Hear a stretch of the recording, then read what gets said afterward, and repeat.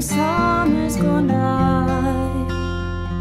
She still hears the voice of someone she knew, who left when the first frost arrived. There on the screen porch they'd watch through the night. The thunder and rain finally came.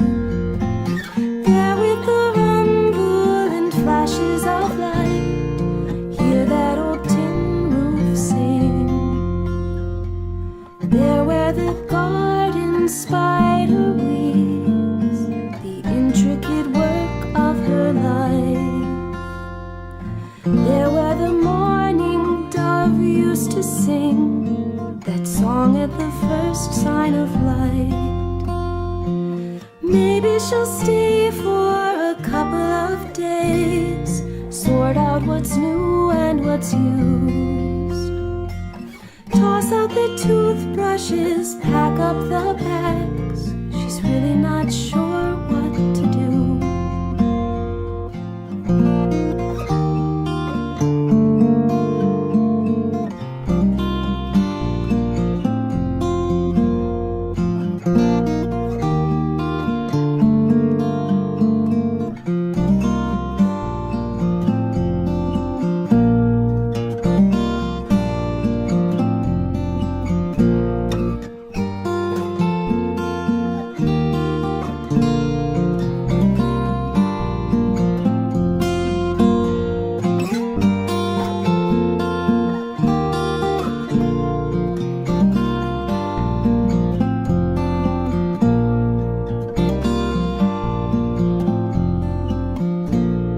She stood where her garden used to be, remembering summers gone by. With tears in her eyes, she watched the geese fly and whispered the words goodbye, and whispered the words goodbye.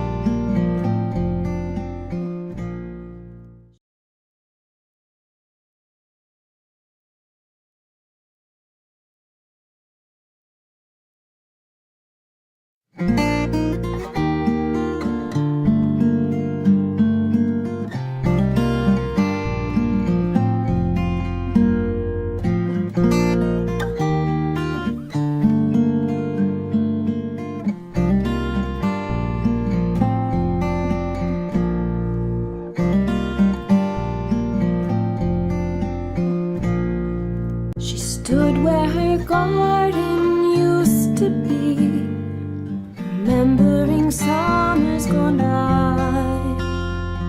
She still hears the voice of someone she knew, who left when the first frost arrived. There on the screen porch they'd watch through the night. The thunder and rain finally came. There with the rumble and flashes of light, hear that old tin roof sing. There where the garden spider weaves the intricate work of her life. There where the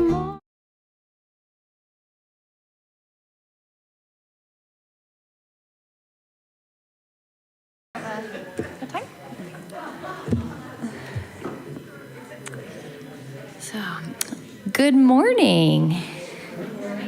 Thank you for the good morning back. Good morning. Please find your seats as you're ready and prepare for this morning's service.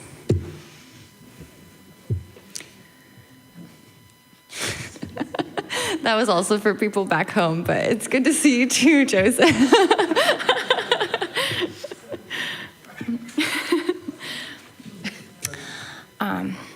So welcome to the Unitarian Universalist Congregation of Columbia.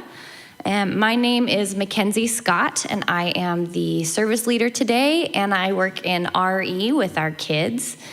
And to those of you here with us in the sanctuary, please be advised that this service is being streamed on YouTube. So also to those of you watching us on YouTube, or right now, we're glad that you're watching. And thanks for being a part of this. And of course, we'd love for you to be here with us, but thanks for being here in spirit too. Also, I'd like to remind you that we have a pre and post-service Zoom event, which also runs the YouTube stream of the service. So you can talk to any of us about that if you're curious about finding more information, especially like Stephen or I. And we also have announcements and your printed order of service. Be sure to read your weekly events that are emailed to you every Thursday, as well as the Unigram, and you can keep up with our website. And you can even put our website up as a tab on your internet browser so you can keep up with what's happening. And I'd like to invite Jean and Pat up for a very brief announcement that they have for us today.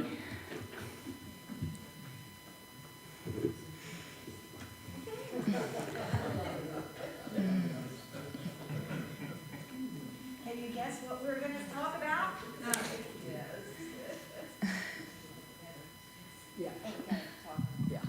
Three guesses what we're up here for. We have to have visuals. We are the yard sale coordinators this year. And as you know, that is coming up May 6th and 7th. We have everything from Well, from dog beds to lamps, to furniture, to to doll- doll houses that are now down in the basement. to LPs, to books, to tables, to chairs, to sofas, to... And Endless. this is what we've gotten so far, and we haven't even opened up for people to bring things during the week before the garage sale. Right. Take it We're away. going to be taking things in the week into the social hall. So after the service on May 1st, Correct. we will be taking in anything back there because we're going to clear out the chairs back there, and that's where the yard sale is going to be, which has happened before. But right now that we've got your attention with our lamp and dog bed, Jean's going to tell you about what we need. Oh, we need volunteers. We need people, and you don't have to have computer skills or anything except a pencil to sign up for any of the days where we're taking in, organizing, and pricing items. That will be Sunday after the service, Monday through Thursday. We have 10 to 12 or 10 to 2 every day, with Wednesday an evening period from 6 to 8. However, on May the 1st Sunday, we're going to need some able-bodied people to assist in bringing things up from the basement. The basement is filled with a lawnmower, a tiller. That's where that furniture is, and a lot of things like that. Yeah. So we need some able-bodied people. We need some able-bodied people to bring this stuff up. And we do have some hand trucks. So I've got a sheet, and we're going to be taking names down after the service in the social hall or outside. In the past, this has been our biggest fundraiser. We only do it every few years. So if you can help, please sign up for one of the shifts. We're only going to use you for 2 or 3 hours. You don't have to stay all day unless you want to. But please look at, sign up on the sheet after the service, and you can do it by email too. So Yeah, you can contact either one of us or call us. And also, we'll have treats. We'll have coffee early in the morning, and we'll feed you. yeah. And we'll be very grateful, too. Thank you.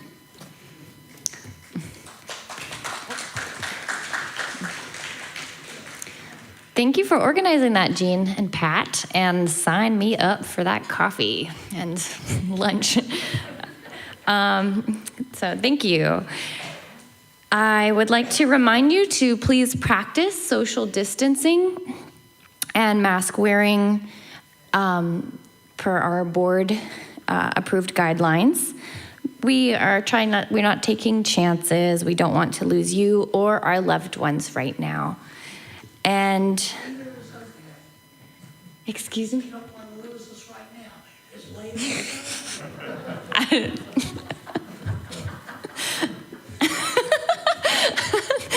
I have been called out. Thank you, Alvin. We don't want to lose you ever. Really. So we are taking our chances and taking precautions here. And we have many flowers today. This is flower communion. So these are our flowers for the day, and they have been brought by many different people here. And now let us center ourselves for today's service, and remember to silence all electronic devices as we listen to the prelude.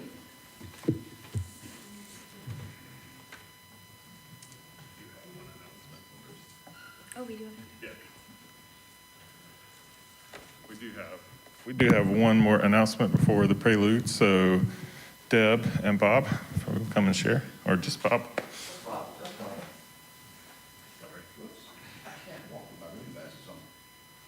Hi, I'm Bob Whitaker. I'm the chair of the Denominational Connections Committee.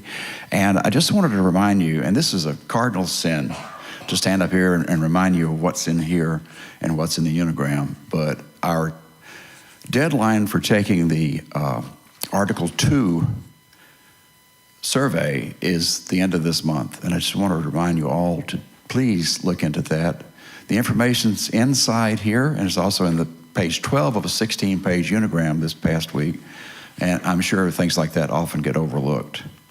The other thing is that basically this weekend is the deadline for anyone who wants to be a delegate to the next General Assembly of the UUA, which is going to be held in Portland. And this month, the 30th of this month, is the deadline for getting a reduced rate for attending as a delegate. So please get in touch with me. That is also covered in here. And let us know. Now's your chance to take part and let your voice be heard. Thank you. This morning's musical prelude is Almond Trees Renewed in Bloom, with words by Fred Kahn and music by Nguyen Duc Quang.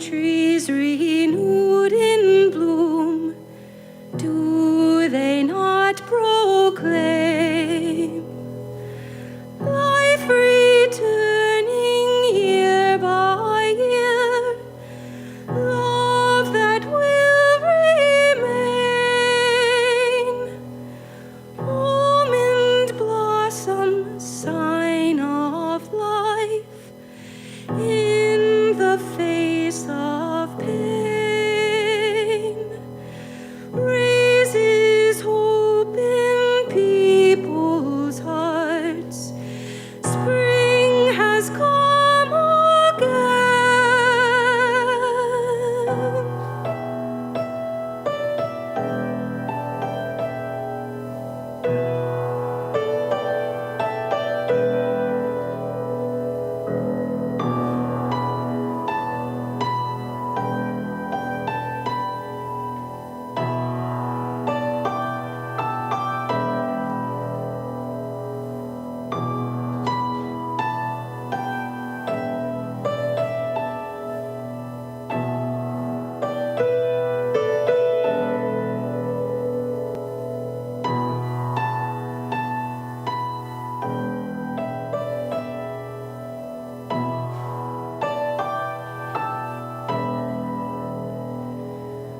War destroys 1,000-fold.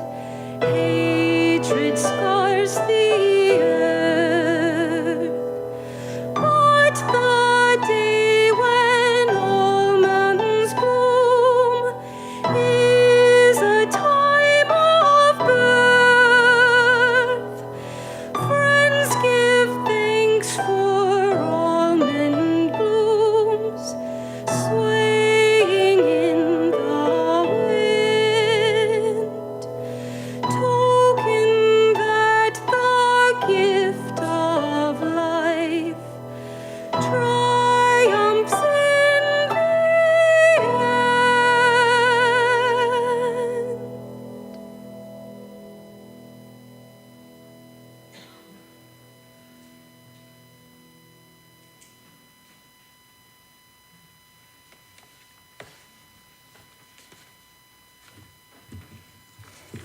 Thank you, Anna.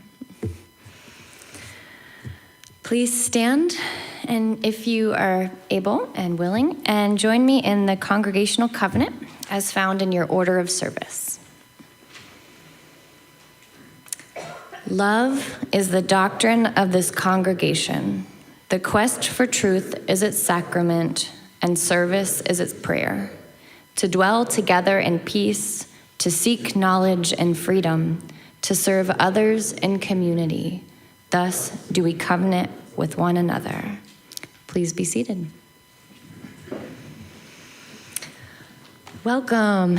Our minister is the Reverend Stephen Robinson, and on those Sundays when Stephen is not in the pulpit, we present a variety of qualified and interesting speakers from our own congregation and from our wider community. Unitarian Universalism is a diverse and non-creedal religion. We are a covenantal religion, which means that we don't have to believe the same in order to treat each other the same, with respect, equity, compassion, and dignity. Our community is based on deeds, not creeds. As Unitarian Universalists, we side with love, embracing all people, regardless of age, color, race, socioeconomic status, physical ability, or religious background. We especially invite families and young children, and we have a nursery for those who wish to drop off a baby, and we also love it when we have babies here too in service. We are a welcoming congregation, which means we also embrace LGBTQ individuals. We encourage everyone to wear name tags so that we can get to know each other more easily and help with our memories and remembering our names here. Board members always wear green name tags, and they always welcome your comments, suggestions, and questions. Would the members of our Board of Trustees please stand now so that you can be recognized? Thank you. At this time, we would like to recognize any guests or visitors who are with us today. Visitors, you can fill out a visitor card and put it in our collection plate as well. There should be one on the back of the chair in front of you. And that information will enable us to send them our newsletters and emails about events. So no one will be coming on an uninvited visit. And I might have skipped over. So now is the time if you are a visitor and you would like to stand up and introduce yourself. Stephen will be coming around with a microphone. All right, I did meet the neighbors of John Logue, so just say hey to them. And I just thought it was interesting, they did not identify as friends, just neighbors. I even asked specifically, John, are you, so you're friends with John? And they said, we're neighbors. So that's good to know. So.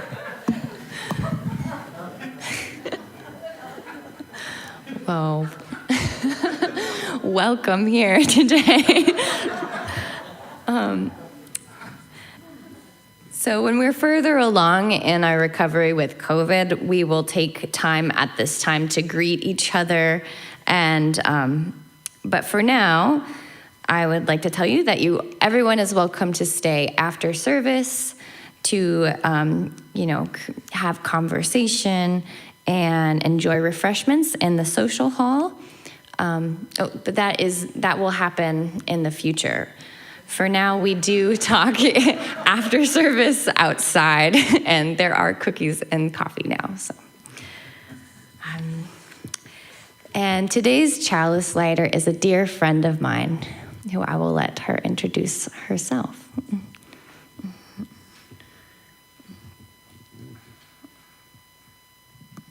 Hello. Some of you, many of you know me. I'm Lulu, and also known as Laura. Usually I go by Lulu here because there's lots of Lauras. And I've been here for, I don't know how many years, a handful of years. I really enjoy it here. I also wanted to mention that I went to the mountain this weekend, which was awesome. Thank you, Jenny, for organizing everybody. And we had a good group of volunteers. We did a lot of cleaning. We did some food preparation and some basically constructing and building shelves and all kinds of things. A couple of people did some landscaping and stuff. I think they really appreciated our help there, and it was an awesome opportunity for restoration in the spring. And it's our spring service. And also the Chalice Lighter does the joys and sorrows, so I just wanted to basically present a sorrow, not a personal one, but a sorrow for the world, because I was reminded that on Good Friday, that's when they crucified Jesus Christ, and then as you know, it's Easter Sunday. Sure many of you are familiar with Christianity and Jesus Christ, but I thought about the suffering and of martyrs, and I thought about crucifixion and the brutality, and unfortunately we still have brutality and war going on in the world, and so I want to light a candle for those who are killed, especially brutally killed in war. Not just Ukraine, but all over the world. So. Spirit of light and life, come unto us.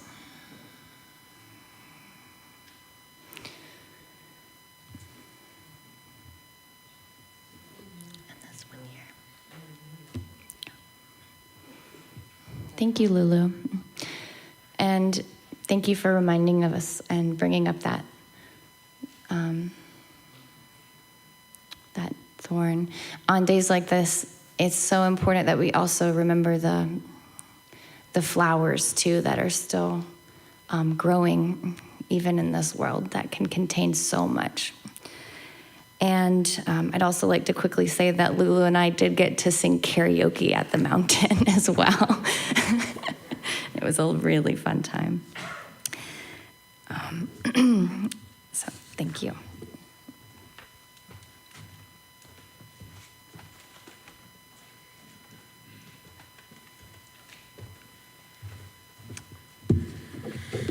Thank you, Mackenzie, for doing a great job getting our service started. And I know you're very thankful that Alvin has found his voice again. So always raising good questions there, Alvin. Our opening words today, of course, with our flower communion, gives us an opportunity to not just celebrate this communion, which is, we'll talk a little bit later in the service, some of the significance of it, but it's also an opportunity for us to focus on the sunflower, which is, as we all know, has the national flower of Ukraine, and to be able to focus on the beauty in the midst of the darkness and the ugliness in that part of the world these days. So our opening words are the wild sunflower. They come from Albert Bigelow Paine. At early dawn, like soldiers in their places, rank upon rank, the golden sunflowers stand, gazing toward the east with eager faces, waiting until their God shall touch the land. To life and glory longingly they wait, those voiceless watchers at the morning's gate. Dawn's portals tremble silently apart, far to the east, across the dewy plain. A glory kindles that in every heart finds answering warmth and kindles there again. And rapture beams in every radiant face, now softly glowing with supernatural grace. And all day long that silent worship lasts as their God moves grandly down the west. And every stem a lengthening shadow cast toward the east. Ah, they love him best. And watch till every lingering ray is gone, then slowly turn to greet another dawn.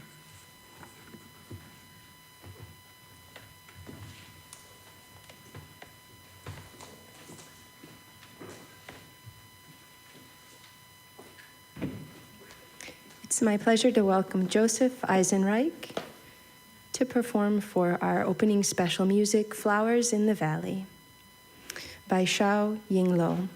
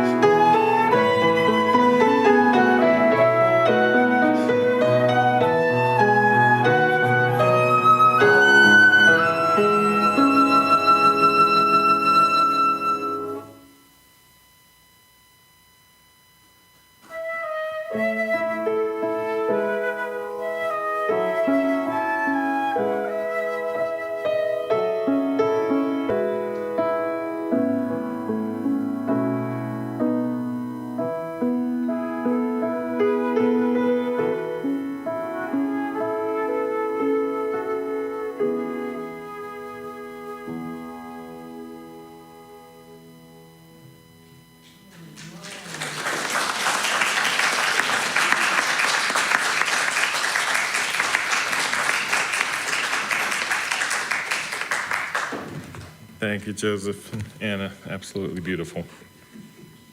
At this time, we'll move to part of our service where we light candles to share our joys and concerns in this space, to be able to name out loud what we are wanting to remember and hold in this community that we are struggling with, or something that we want to celebrate. And both of those things are vulnerable things to share in a community. We do invite you, if you would like, to come forward and light a candle and briefly share your joy or concern.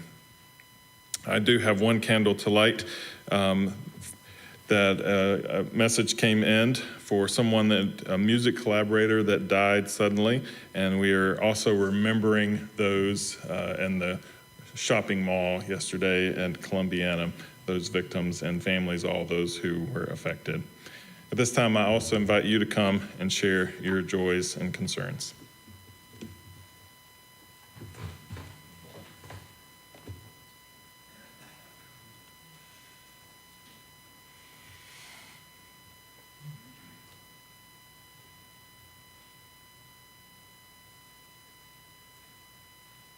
is just we are back, candle. We've been gone to California for 6 weeks, and we attended as we usually do, attended the Sacramento UU congregation. It's very Iceland is much bigger and richer than we are. They have 2 very good ministers, and they have wonderful music. The only trouble is they're not you.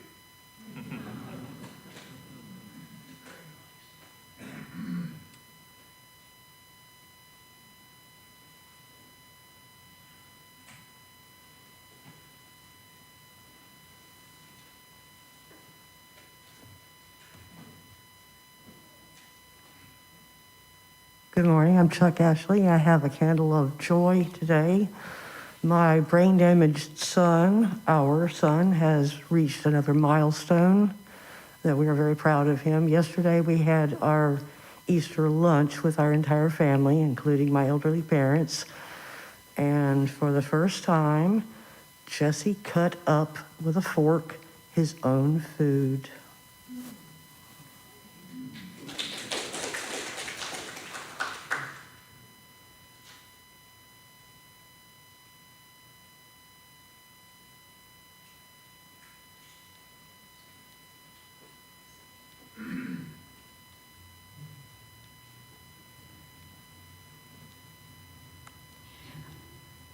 I just wanted to update you about the condition of Warren Gooch, who is a new member, and he had an episode, I think, last Sunday.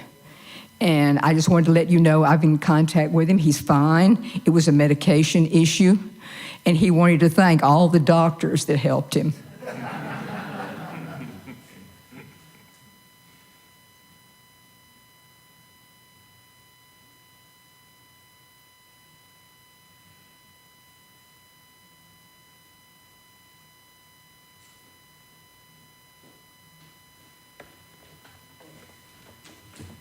And of course, we always hold a candle for those concerns that are silent and shared only in silence in this community this morning. I invite you to take just a second and remember these joys and concerns that you've heard both during this time, but also Lulu shared during the chalice lighting, and pour that love and energy in the direction of those who need it, that celebration for happy returns as well.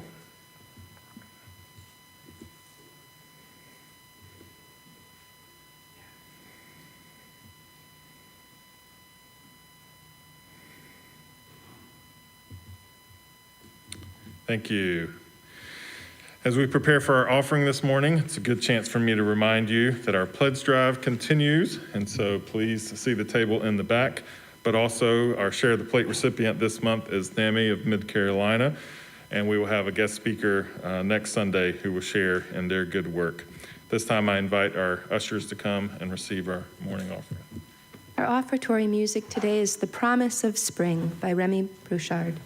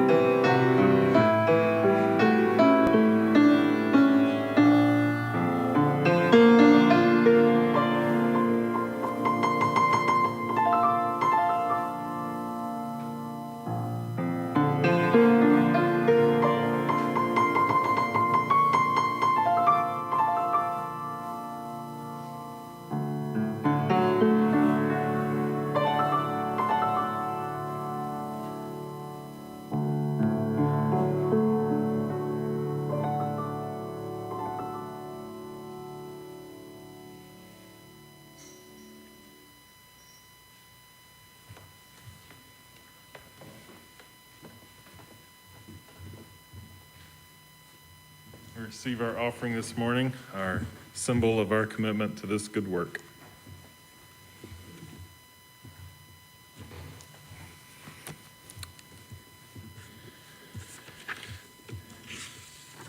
I did see a cartoon this week, as the old joke goes. Many Christians who attend church are often guilty of only attending church once a year on Easter Sunday. And so I did see a great cartoon that as the couple was walking out, and apparently one of those folks who only attended once a year on Easter Sunday said to the minister, "I think you're in a rut. All you ever talk about is resurrection." So that's my Easter joke for that. I have lots of other Easter jokes that aren't appropriate for either church or a YouTube stream, but if you talk to me later, I could share those with you. But there's on the off chance that my mom might stumble across this and watch it one day, I won't share those other Easter jokes. But this is Easter Sunday, and you can tell by all of the eggs that are hiding in the yard that remind us that Jesus has risen from the dead. And great connection to pagan rituals tied to the Christian celebration of the resurrection. And for the Christian community, those are members of the Christian community in the UUCC and our fellow neighbors in the Christian community around us celebrating this day. It's a very important day that culminates an entire week entitled Holy Week. One of my great friends and mentors, John Claypool, who's an Episcopal priest, had a beautiful line about Easter that I always think about on Easter Sunday. And he said that it is not the absence of Jesus from an empty tomb that is the miracle, but the presence of Jesus in our empty lives. And I think that really sums up a way to incorporate, for me, this Easter celebration into this time of year, particularly this time of year as we are dealing with so much tragedy around us.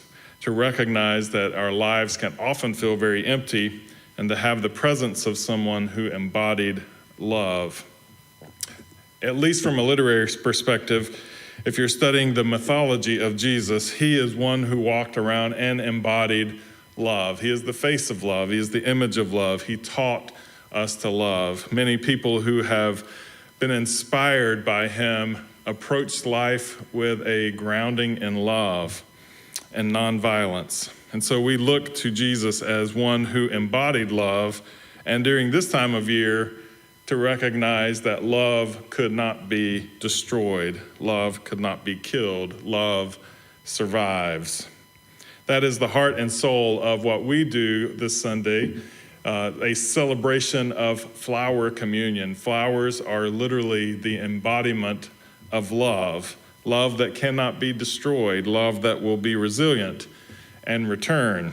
At least for most of us, I am not a great gardener, and so I can't say with certainty that everything in my yard magically returns every spring. I often look at it and go, I wonder where those things are that I planted, because I don't have those skills, but I do know that Trader Joe's has them. So I will just say that. And they magically appear there during spring as well, which is nice. So our flower communion is a way for us to recognize the beauty of spring, the beauty and individual nature of each of us, as each flower is unique.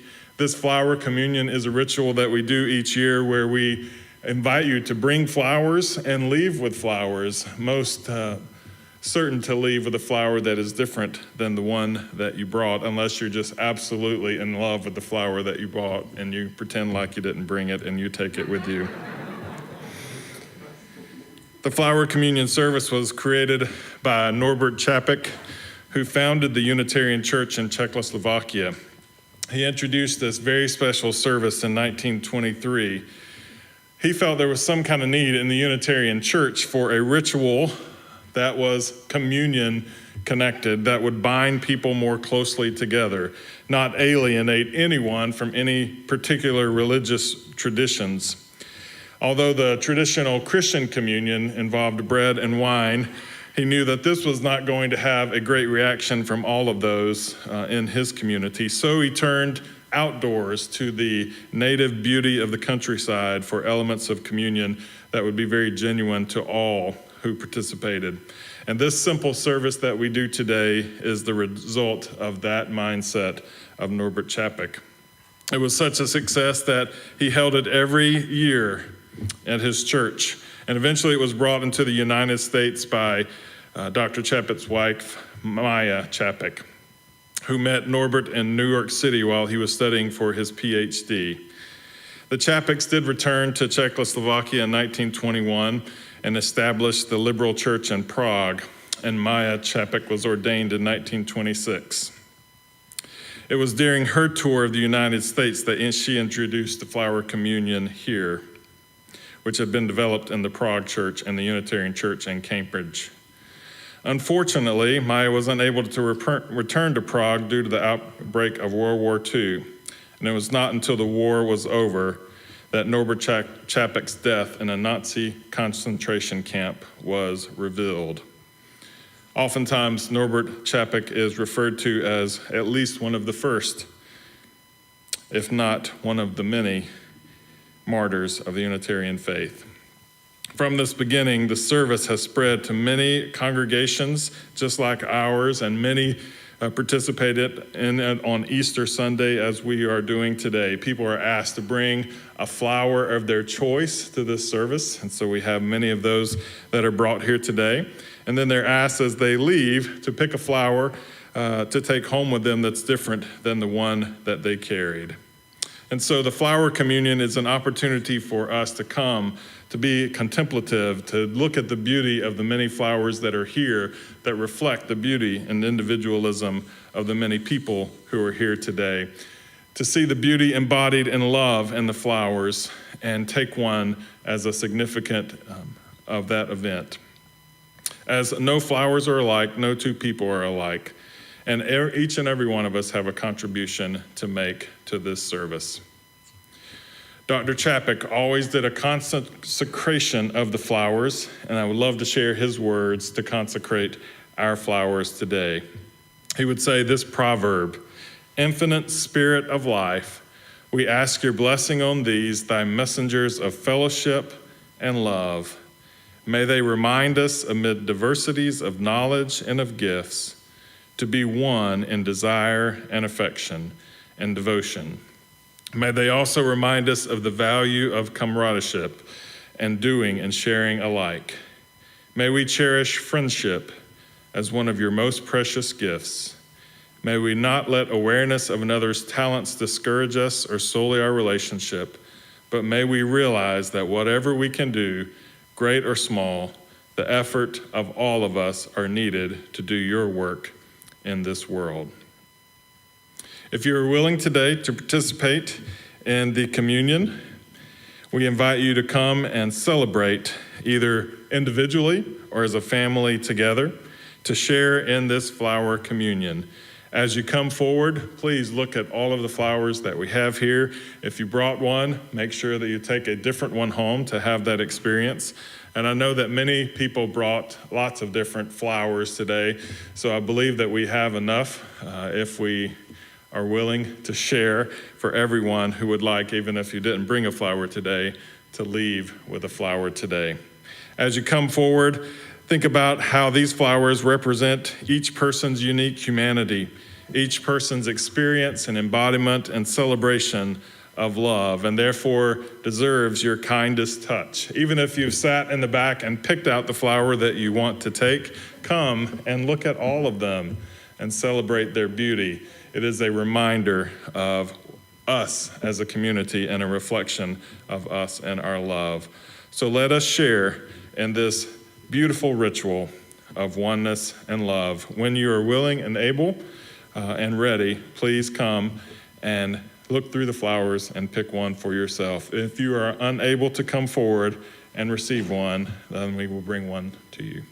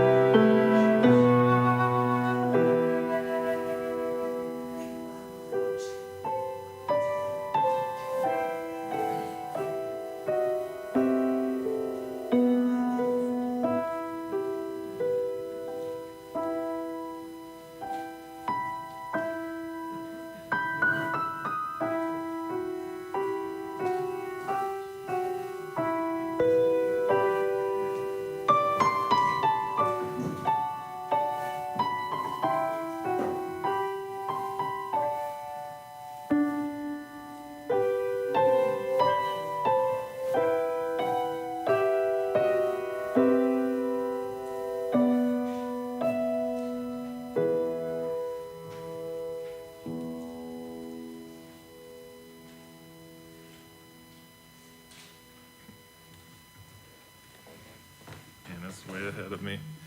Does anyone need us to bring you a flower? That wasn't able to walk to the front? Just raise your hand.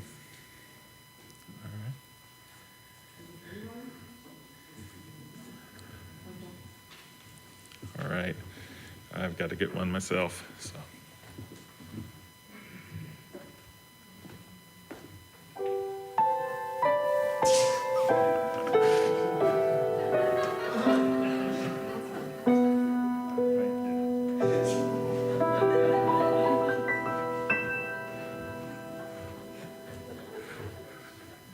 As if it wasn't awkward enough already.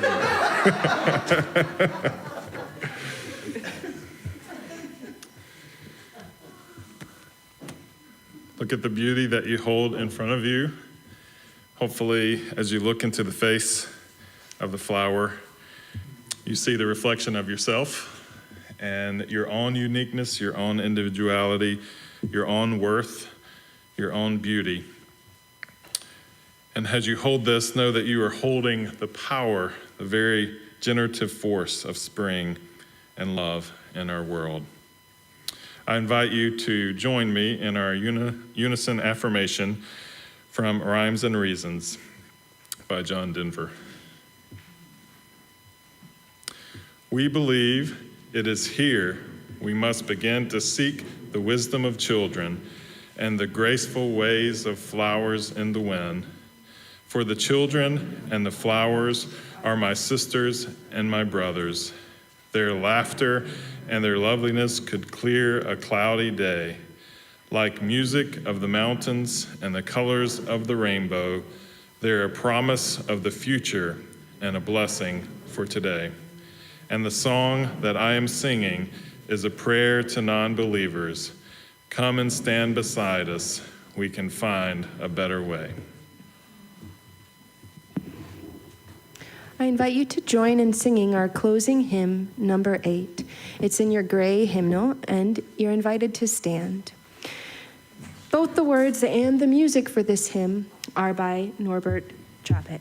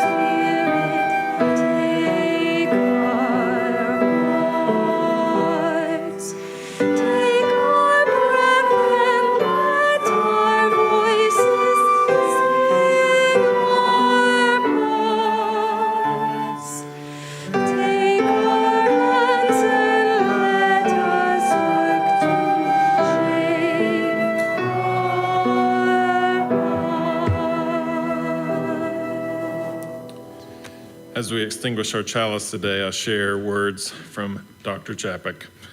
Just before he was put to death in Dachau, he wrote this prayer, reflecting on his own life and the state of his spirit. And it's worthwhile to live and fight courageously for sacred idols. Oh, blow, ye evil winds, into my body's fire, my soul you'll never unravel. Even though disappointed 1,000 times or fallen in the fight, and everything would worthless seem, I have lived amidst eternity. Be grateful, my soul, my life was worth living. He who pressed me from all sides but remained victorious in spirit is welcomed into the choir of heroes. He who overcame the fetters, giving wing to the mind, is entering into the golden age of the victorious. Please join in singing our congregational benediction.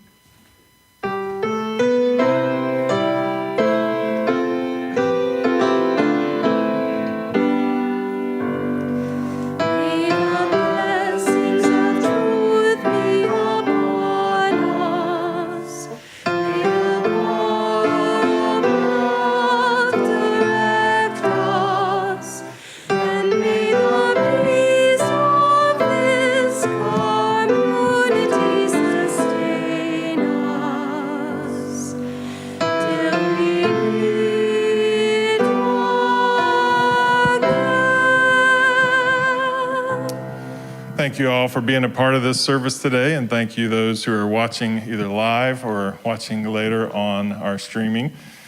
As we leave the service today, Scott Sargent in the back there, any families with children, he has some activities set up outside for those. And for all of us who are here today, we pray that you leave with a flower. There's still some up here. If you haven't gotten one, feel free to come by and take one home with you. We want to make sure they're all taken today. Have a blessed Easter.